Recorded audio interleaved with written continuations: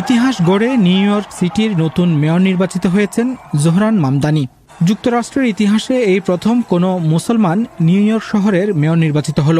গত ১০০ বছরের মধ্যে শহরটির সর্বকনিষ্ঠ মেয়রও ৩৪ বছর বয়সী মামদানি।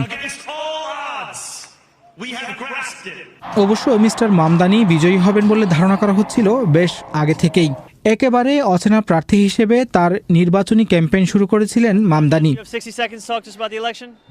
কিন্তু নির্বাচনী প্রচারণার কৌশল ও প্রগতিশীল চিন্তাধারা তাকে ভোটারদের পছন্দের শীর্ষে নিয়ে আসে। ব্যয়বহুল নিউ ইয়র্ক শহরে প্রতি ৪ জনের মধ্যে একজন মানুষ দারিদ্রতার মাঝে বসবাস করে।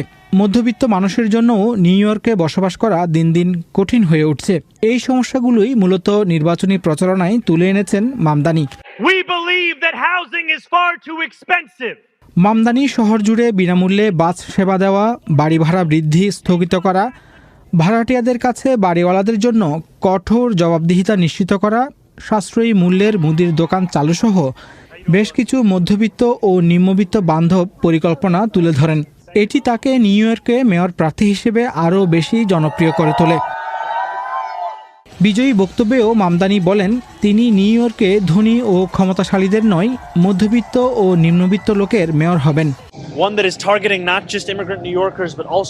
এছাড়া গাজা ইসরায়েল যুদ্ধে ফিলিস্তিনিদের পক্ষে তার অবস্থান এবং অভিবাসীদের প্রতি তার সমর্থন ও ১ লাখের বেশি তরুণদের নিয়ে নির্বাচনী প্রচারণায় স্বেচ্ছাসেবক দল ভোটারদের মাঝে তাকে জনপ্রিয় করে তোলে।